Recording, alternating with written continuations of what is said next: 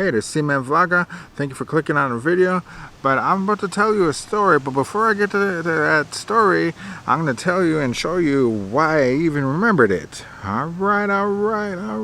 So earlier this day, it's our Asian spot. Walk and roll. Told my wife before I came in here, and she's like, oh man, they're still, like, heck with that. And I was like, yeah, they're a little more calculated than the state. Of course, it's kind of obvious. Numbers are rising. Why would you open up?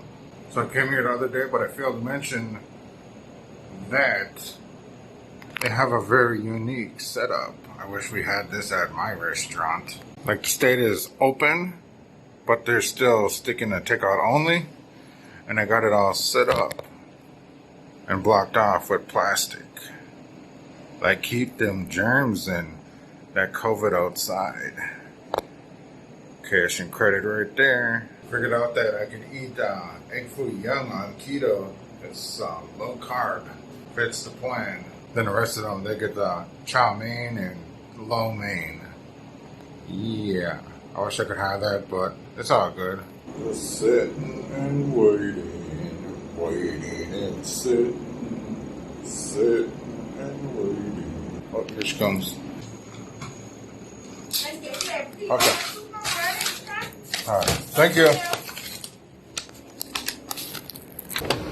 Need some snacks.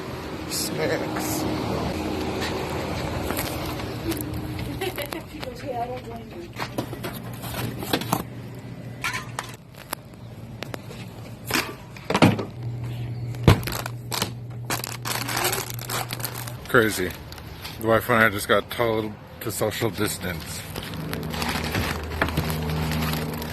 Like, she came in and grabbed something, and because she was closer to me, cashier told her, like, please 6 feet social distance. And she was like, well, he's my husband. And she's like, I'm sorry, I can't control that, but we gotta move 6 feet away.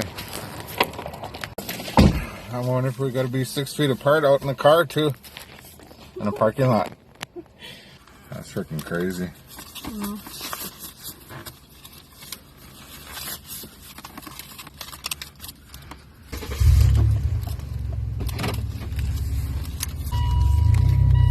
I get it if you just know somebody, or, you know, like, oh no, we hang out all the time. Like, I get that, but not if... Like, yeah, we're together. Like, we're freaking... Like, we're about to go jump in the same car and go home together and sleep in the same bed.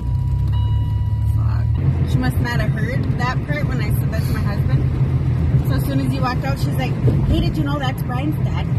That guy right there. She's telling the other lady. Yeah. She's like, yeah, that's Brian's dad. She's like, well, I know, but they still can't be... No, but Brian that works here, that's his dad. I didn't know that at first. She's like, I thought that was crazy. I was like, but I just wasn't even in the mood to laugh or nothing. Yeah. What did I say? Yeah, it was a bit annoying. Well, that was just a little bit creepy, right? Let's see if I can. Speaking of creepy, it reminded me of what I was going to tell you quite a while ago, which was about the Windigo. You ever hear about the Windigo? Do you know what the Windigo is? The Windigo is astonishingly tall, with razor-sharp teeth and claws, and lips that are often chewed ragged or gone completely. They have a heart made of ice, and despite their unending hunger for human flesh, they remain emaciated. It shrieks and can run across treetops, and its presence may be preceded by a foul odor or a sudden snowstorm. Almost all Windigos begin as humans, and once transformed, it has no gender. So I finally got the opportunity to come up here and show you this is where I used to live and where this story took place. So it was one evening we decided to go to the store, and we just had to go right over the bridge, and that's where the store was. And we're coming up to that hill. Let me go try and imitate it. I'll get closer. So when we're coming up on this road, we've seen this long, red, lanky figure. Like, take one step from down there up onto the road, one step like over towards the end of the road, then one step down onto the ditch again, then there was another step and it was gone. It was like a real tall, lanky figure to take 4 steps. That's crazy to think of. Like, I don't know what it was. Like, the internet wasn't too big back in that day, but this is where it took place.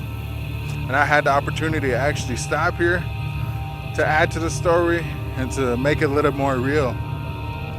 I think for you down south folk, I think it's like a skinwalker. Anyway, up north, we have the Windigo, which is a flesh-eating monster, basically. Well, there's of course stories that there were tribal people, cannibals because there was cannibal tribes, and some of them would become cannibals because it like gave them like superpowers. Yeah, and so what the Windigo was is this like long, tall, lanky creature. And for me, it reminded me of that character, Dualism, I think it was, from old school Street Fighter. Anyway, I got the footage from the actual place. Like, there was some construction when I did go up there, but you get the idea. But I did have a coworker who said maybe it was Bigfoot. Maybe Bigfoot had the mange. And I really thought, yeah, that's something to really consider. Because I was something pretty freaky at the moment because it was nighttime. And that wasn't the right time to be seeing something like that. And the reason why we thought it was the Windigo, because the Windigo kind of like came from that area and was known to be roaming around there. And just another thought about it, it was like, yeah, it's supposed to be a winter animal, a winter beast, but things in the world haven't been quite aligned. So showing up during a springtime, summertime, whatever time it was, I sure it wasn't winter time, could explain why they looked the way that they looked and why they're running to get wherever they're trying to get so quick. I don't know, so I guess it'll just be one of those kind of things like, what was it? You'll never know. And I know the whole thought of thinking of that story and that time from this situation is pretty over-exaggerating, but I just wanted an excuse to finish the story and to tell it. So just be okay with it, alright? Alright. Anyway, that's my story and I'm sticking to it. Nothing you can say or do about it because it happened. It was real and it's right there because I remember it. Anyway, thank you for watching. Thank you for subscribing, all that type of stuff. Appreciate y'all. This has been CmanVlogga and I'm out here in 3, 2, 1. Peace out, my ninjas. Alright.